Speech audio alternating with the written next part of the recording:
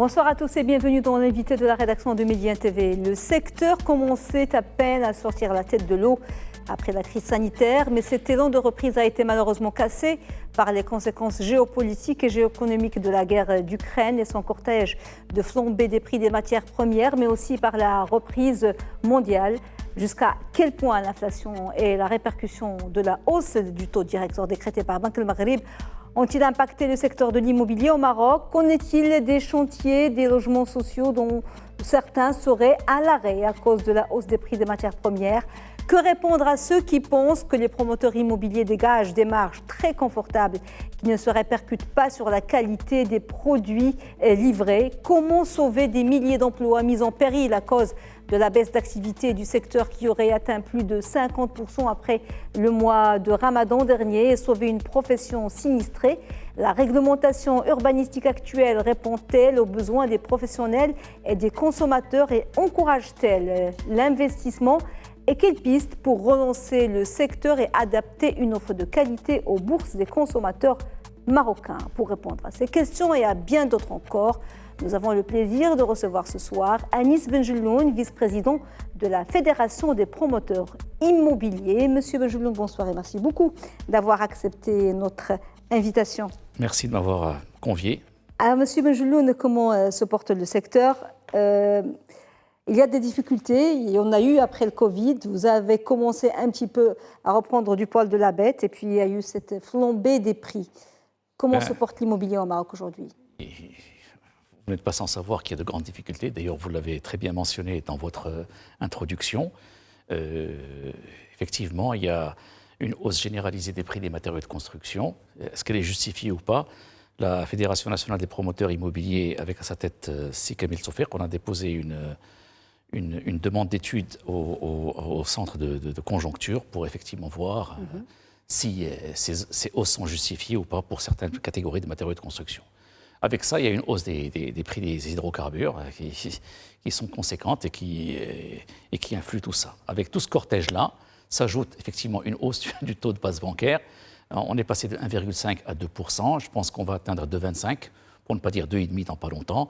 Ce qui va dire que le crédit va être plus cher. Oui. Il va être plus cher de 1%. Et quand on dit 1%, ça veut dire 10% de plus à rembourser au niveau du capital sur 15 ans. Déjà que les taux sont chers au Maroc. Déjà que les taux étaient pas mal élevés, mais là, donc, on va vers une augmentation sensible. Donc ça va réduire en fait la capacité d'endettement des acquéreurs parce que leur salaire ne bouge pas, hein, et aussi le montant à rembourser va être plus élevé. Oui. Avec tout ça, bon, effectivement, il y a d'autres problématiques qui se posent. C'est que, pour tout vous dire, d'après les informations que nous avons, le taux de crédit en souffrance par des banques se situe autour de 14 à 15%, ce qui est énorme. Donc les banques aussi ont des difficultés.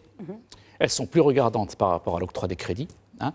Le crédit Fougarim est quasiment bloqué. Oui. Donc ça, c'est une problématique qui est importante. Est-ce que vous constatez déjà cet impact sur les ventes? Est-ce qu'il y a moins de demandes aujourd'hui? Bien entendu. Est-ce que ça concerne tous les types de logements? Ou est-ce que c'est le moyen, le haut standing ou logements sociaux? Toutes les catégories sociales sont touchées, pour tout vous dire. Surtout, disons, la classe moyenne, ça c'est un fait. Et aussi donc les logements sociaux. Je vous dis que le crédit Fougarim, sur lequel était basée une part importante des acquéreurs, ça fait défaut et les banques sont beaucoup plus regardantes par rapport au dossier de demande de crédit. Ce qui est légitime, ce qui est tout à fait légitime. Alors, quand on parle d'un taux, disons, de 15% sur les crédits, disons, qui font défaut ou qui sont en défaillance, ça veut dire à peu près 150 milliards de dirhams. Oui. C'est beaucoup. Hein. Avant de passer au dossier, parce que c'est un véritable dossier des logements sociaux et du programme de logement à 250 000 dirhams, qui a eu quelques vertus au début, mais que maintenant je pense qu'il a atteint ses limites. Je voudrais parler de la hausse des matières premières. Par exemple, le ciment.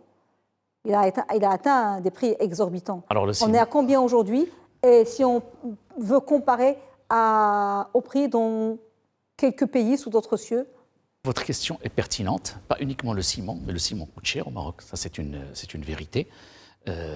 coûte beaucoup plus cher que dans les pays limitrophes. Hein.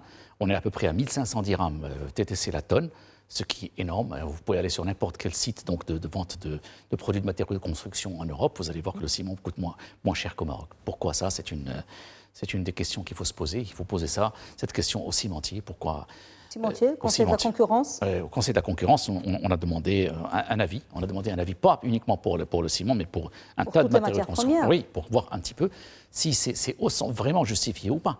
Hein. Il faut voir le bilan donc, des sociétés de ciment pour voir quelle marge elles font.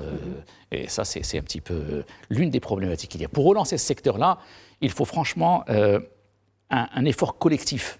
On ne peut pas privilégier un secteur par rapport à l'autre. La situation est en crise. Hein. C'est un secteur qui emploie plus d'1 million de personnes. Et il faut sauver ces emplois-là pour stabiliser notre pays. Il faut répondre à la demande des citoyens. Les citoyens ne demandent qu'à être logés dans des conditions décentes et conformément au statut et à la Constitution. C'est un droit constitutionnel dans un environnement propre. Et donc il faut revoir tout ça. Il faut qu'il y ait un effort collectif. C'est ça le... Justement, on parle de conditions décentes et il y a beaucoup de doléances, beaucoup de plaintes, beaucoup de critiques en ce qui concerne les logements sociaux et de la qualité des logements sociaux. Il y en a qui ont été recasés, qui étaient dans des bidonvilles et qui disaient qu'on était mieux dans les bidonvilles que dans les logements sociaux. C'est quoi le problème avec les logements sociaux? Et les consommateurs se disent qu'ils ne comprennent pas que les promoteurs immobiliers se fassent des marges énorme. Est-ce que c'est vrai que tous les promoteurs immobiliers, est-ce que vous faites des marges, pas vous, la profession? Alors ça fait partie de l'un des mythes qui ont été véhiculés par certains médias et par certains, disons, politiciens qui versent dans le populisme. Il faut s'intéresser aux chiffres. Nous travaillons à cahier ouvert, à livre ouvert. Nous avons proposé au ministère, et nous le faisons avec le ministère, de ramener tous nos plans d'investissement, tous nos plans financiers, afin qu'ils voient exactement quels sont les tenants et les aboutissants de ces prix-là. Le Conseil, la Cour des comptes a publié en 2018, me semble-t-il, un document qui est important et qui estimait le coût de la matière première. Uniquement le coût. Il faut bien lire ce document-là. Les gens l'ont lu de travers, qui ont estimé que le coût des matières premières entrant dans un logement social tourne autour de 125 000 dirhams. D'accord. Les gens ont déduit automatiquement que 50% va dans la poche des promoteurs. Ce qui est faux, parce qu'il faut ajouter le prix du foncier, il faut ajouter le prix de l'équipement, c'est-à-dire il faut viabiliser le terrain que vous achetez. Il faut mettre de l'eau, de l'électricité, des voies, la téléphonie, etc. Il faut construire aussi des équipements qui sont livrés gratuitement à la collectivité. Et il faut aussi payer tous les frais d'ingénierie, payer les intérêts bancaires et payer donc les frais de commercialisation. Alors on est loin de ce fantasme-là que véhiculent consciemment ou inconsciemment certaines personnes, ça c'est gravissime, et qui porte atteinte à ce secteur-là. Ce n'est pas toujours un fantasme, ça dépend, parce que tous les projets ne sont pas les mêmes. Vous m'avez dit que c'est quoi qui absorbe le plus grand, le plus de financement? C'est le foncier? Le foncier coûte cher. Ça, c'est une vérité, on l'a toujours dit. Le foncier coûte excessivement cher au Maroc. C'est une anomalie. Mais il y a eu au début, pour encourager ce programme, des fonciers qui ont été donnés à des prix symboliques. C'est juste. Alors c'est juste, il y a certains opérateurs qui ont eu des prix, des prix favorables, hein, on va dire ça comme ça, très favorables, et qui ont pu réaliser leur construction. Ceci dit, il faut dire aussi que le logement social à 250 000 dirhams a connu une évolution. Au début, effectivement, il s'agissait de pallier à un manque, mais maintenant la qualité s'est beaucoup améliorée. On parle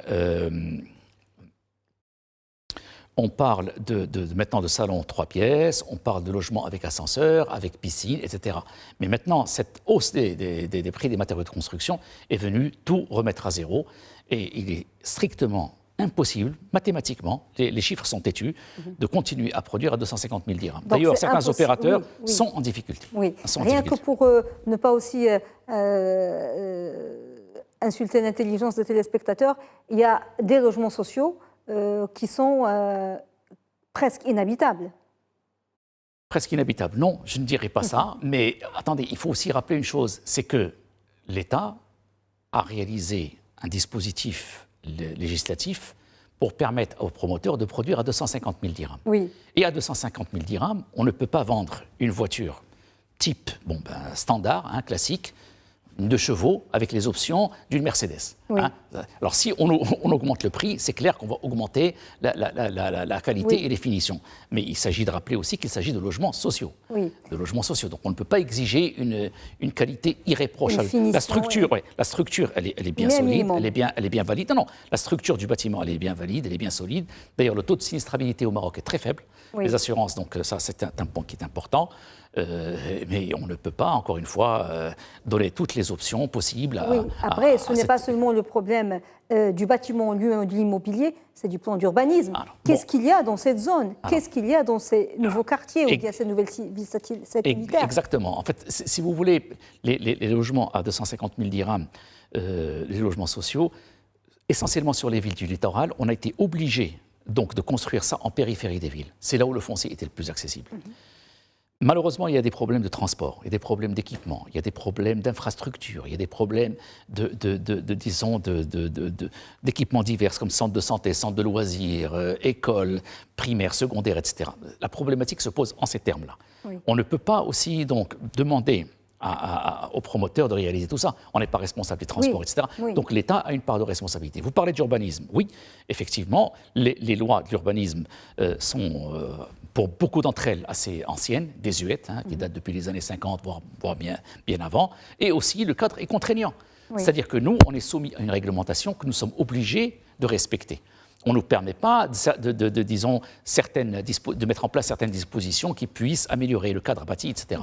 Et je suis tout à fait d'accord avec vous. Pour ne pas être dans des dortoirs. Exactement. Il s'agit de construire des ensembles immobiliers avec un environnement favorable. Et ce que demande le citoyen, c'est ça. Et les lois de l'urbanisme doivent répondre aux besoins des citoyens. Elles ne doivent pas les contraindre à un habitat dans une typologie bien définie, etc. Oui. Donc il faut vraiment encadrer le besoin du citoyen. Ce sont des besoins qui sont basiques. Le citoyen marocain, qu'est-ce qu'il demande?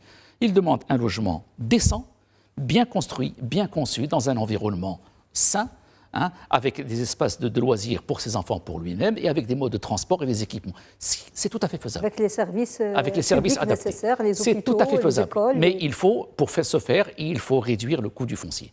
Et pour réduire ce coût du foncier, on a fait beaucoup de propositions aux autorités. Il y a des manières d'aborder la problématique qui doivent être vues et qui doivent être mises en place. Et il faut une refonte. Il faut une refonte de ce qui existe actuellement. Parce qu'on ne peut pas faire de réforme sans véritable réforme. Alors, les programmes des logements sociaux à 250 000 dirhams, aujourd'hui, c'est impossible avec la conjoncture actuelle et la nouvelle donne. On ne peut plus continuer, selon vous. À ce prix-là, c'est quasiment impossible. C'est quasiment impossible. Qu'est-ce que vous suggérez, M. Benjeloun? Donc, que fédération, il y avait la subvention qui a eu des vertus, mais aujourd'hui, vous dites qu'à la limite, cette subvention, parce que les gens comprennent mal la subvention. Cette subvention, est-ce qu'elle va dans la poche du promoteur ou de l'acquéreur? Ou bien l'acquéreur. Votre question est pertinente, je vous remercie. Il faut comprendre une chose, c'est que l'État, effectivement, a donné des avantages fiscaux aux promoteurs, mais en contrepartie, ce promoteur-là produit à 250 000. S'il n'y avait pas d'avantages fiscaux, on n'aurait jamais pu produire à 250 000 dirhams. C'est comme la compensation, la caisse de compensation. Exactement. Pour le butane, par exemple. Quand l'État subventionne le butane. L'huile, non, c'est fini l'huile. Ou le pain. Oui. Ou le pain. À qui ça profite? Est-ce que ça profite aux boulangers ou bien aux vendeurs de gaz butane ou bien aux consommateurs? Ça profite aux consommateurs. C'est le même schéma pour les logements sociaux. Je vous répète que sans ces dispositions fiscales, on n'aurait jamais pu produire à 250 000 dirhams. Oui. Ça aurait été 310 000, 320 000 dirhams. Ça, c'est une réalité. Et en face de ça, ce programme date depuis 2010, et 2010, le prix du foncier était à peu près à 700 dirhams du mètre carré pour un hectare, 7 millions de dirhams l'hectare. Maintenant, on est à 15, voire 18 millions de dirhams pour l'hectare, donc le prix du foncier a flambé. Oui. Le prix des matériaux de construction a été multiplié par 2 ou 3, et voire même il y a eu des pénuries pour certains produits, pour certains matériaux de construction, ce qui est une problématique qui est énorme, ce qui a mis à l'arrêt pas mal de chantiers et qui a fait des retards considérables. Donc, c'est difficile de continuer dans ces conditions-là. Oui, et pour remettre les choses à leur place, il y a eu une époque où des promoteurs immobiliers, parce qu'on ne parle pas de tous les promoteurs immobiliers, qui se sont enrichis, c'est une réalité. Cette époque est révolue aujourd'hui. Il y en a qui s'enrichissent encore. Ben, écoutez, si on fait ce métier-là, c'est clair, c'est pour gagner de l'argent. C'est pour gagner de l'argent, c'est pour dégager des marges, mais des marges, il ne faut pas que ce soit des marges indécentes. Oui, là, on est tout à fait d'accord avec vous. Mais quand vous respectez les lois du marché actuellement, quand vous achetez le foncier au prix du marché, je peux vous assurer, madame, qu'il ne s'agit pas de marge indécente. Qu'en est-il des taxes, monsieur Benjoulioune? Alors, les taxes, ça, c'est une autre problématique. Vous estimez que les promoteurs immobiliers sont trop taxés, beaucoup plus taxés que ce qui se passe, par exemple, on va donner des exemples, dans des pays arabes ou dans des pays européens proches de nous, l'Espagne ou la France? Exact. Écoutez, le secteur du bâtiment est soumis à un ensemble de taxations supplémentaires aux autres secteurs d'activité. Quand vous êtes industriel, par exemple, quand vous achetez une matière première, vous ne payez pas de droits d'enregistrement et de conservation foncière, par exemple. Là, vous achetez un terrain, donc qui est une matière première pour le promoteur immobilier, il doit payer des droits d'enregistrement et de conservation foncière. Et ensuite, une série de droits à la conservation foncière. Vous payez 1,5% pour l'achat du terrain, 1,5% pour inscrire un crédit, vous payez 1% pour la mise en concordance, vous payez encore 1% pour l'éclatement du titre et vous payez encore des droits de report d'hypothèque, etc. Et l'acquéreur aussi, au final, il paye des droits d'enregistrement et de conservation foncière. Tout ceci, tout ce cumul, on est entre 10 et 12% du prix de vente, qui, au final, est à la charge du consommateur. Et le consommateur, son pouvoir d'achat est limité. Vous voyez, la conservation foncière fait des rentrées fiscales qui sont énormes. On parle de 3 milliards de dirhams par année, 5 milliards de dirhams, 6 milliards de dirhams. C'est énorme comme rentrée. Ça n'existe pas ailleurs. Quand vous allez sur un site, actuellement l'information circule, quand vous allez sur Internet, vous voyez la chambre des notaires française ou espagnole ou italienne pour acheter un logement neuf, les droits de mutation sont de 1,5 à 1,8%. Ici, comme je vous le répète encore une fois, on est entre 10 et 12%. C'est beaucoup. Oui. Donc trop d'impôts tue l'impôt. On ne peut pas continuer comme ça. Et maintenant, on assiste encore à la mise en place de nouvelles taxations. À savoir, il va y avoir de taxes communales pour obtention du permis d'habiter. Ça va être entre 50 et 100 dirhams du mètre carré. Et il va y avoir encore d'autres taxes pour le déblayement qui va être de 20 dirhams, c'est-à-dire pour déblayement des déchets, encore de 20 dirhams par mètre carré. C'est beaucoup. Effectivement, le législateur, à un moment donné, et le secteur du bâtiment se portait très bien, et on est parti en train de surtaxer. Maintenant, on ne peut plus, parce que le pouvoir d'achat est faible. Et je vous rappelle une donnée donc, du HCP, qui a produit un rapport dans lequel il dit qu'il y a un appauvrissement de la population. Donc, les gens ne peuvent plus supporter ces hausses permanentes. Oui, on a parlé du logement social. Là, c'était subventionné. On connaît... Il y a la classe moyenne, il y a des logements pour la classe moyenne. La classe moyenne, c'est la classe qui casque depuis des années. Le haut standing, c'est pour une classe aisée, relativement aisée. Mais qu'en est-il des logements sociaux, enfin des logements pour la classe moyenne? Parce qu'ils ont atteint des prix exorbitants. Surtout sur les villes, du littoral. Illogique et même psychologiquement. C'est intenable. C'est intenable, c'est la stricte vérité. D'ailleurs, Sa Majesté. Il y a de la spéculation, beaucoup de spéculation. Non, madame, c'est le prix du foncier. C'est le prix du foncier. C'est le prix du foncier. Et Sa Majesté l'a dit dans ses discours, il faut s'orienter un petit peu vers la classe moyenne. Et la véritable problématique, c'est quoi? C'est le coût du foncier. Alors, la Fédération nationale des promoteurs immobiliers a en toute modestie, elle a beaucoup de solutions à proposer pour réduire ce coût du foncier. Et en réduisant le coût du foncier, madame, je vous le dis solennellement et de manière claire, on n'a pas besoin de subventions, ni pour le social, ni pour la classe moyenne. Qu'est-ce qu'il s'agit? Il s'agit de mettre en place des dispositifs, et ça on est obligé de le faire, des dispositifs adéquats pour produire du foncier à moindre coût et faire des opérations de partenariat public-privé pour vendre, produire des logements, pas uniquement des logements, des espaces de vie. Qu'est-ce qui fait grimper le prix du foncier? C'est son manque. Il faut qu'il y ait une approche régionale. Parce que les plans d'aménagement ne sont pas adaptés. C'est l'axe Tanger. C'est juste, mais il y a des manières. Tanger-Jdida, mais ailleurs. Il y a des manières à faire. Il y a aussi d'autres possibilités. Il faudrait par exemple qu'il y ait un aménageur public. Il faudrait qu'il y ait un opérateur public qui achète du foncier, même privé, et qui doit disposer d'une réglementation spécifique pour pouvoir équiper ce foncier-là et le mettre en valeur et le proposer aux promoteurs contre certaines conditions afin qu'il soit vendu à la portée des citoyens. Et le citoyen, vous savez, madame, je m'excuse, je vous interromps, l'accès à la propriété est très important parce que c'est un stabilisateur social qui est fondamental. Et quand quelqu'un vit bien dans un environnement, les conditions d'existence déterminent la conscience. Vous ne pouvez pas demander une citoyenneté exemplaire à quelqu'un s'il habite dans des conditions médiocres. Oui. Il nous reste encore quelques 3 ou 4 axes très importants. Il nous reste très peu de temps. Vous avez déclaré dans une tribune que les administrations, qu'elles fonctionnent de manière archaïque et qu'elle n'encourage pas l'investissement et qu'elle le bride. Quels sont, selon vous, les failles ou les dysfonctionnements et comment on peut y remédier? Là, je parle bien sûr du secteur de l'immobilier que vous rencontrez tous les jours. Voilà, vous parlez en tant que représentant de la fédération. Écoutez, les problématiques administratives sont connues, archi connues, dit, redit, vu et revu. Il s'agit de les affronter de manière frontale, il s'agit d'y mettre vraiment... il faut que l'administration accompagne le développement.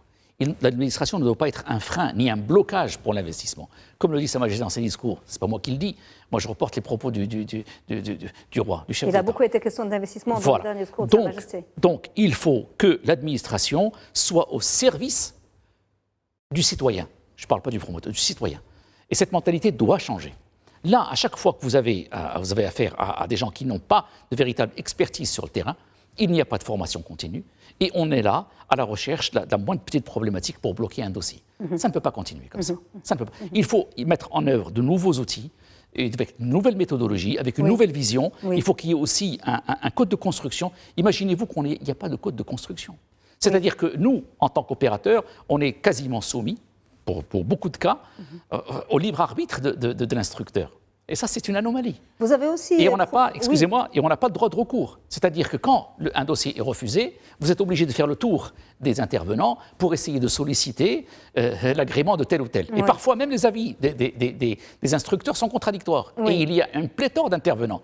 C'est difficile de continuer comme ça. On a parlé tout à l'heure, M. Benjeloun, d'urbanisme, et vous proposez en tant que confédération, vous avez proposé de changer les lois et les réglementations urbanistiques actuelles. Qu'est-ce que vous proposez principalement? Qu'il y ait plus de verticalité et qu'il y ait une vue d'ensemble d'un document d'urbanisme, qu'il soit projeté sur des décennies.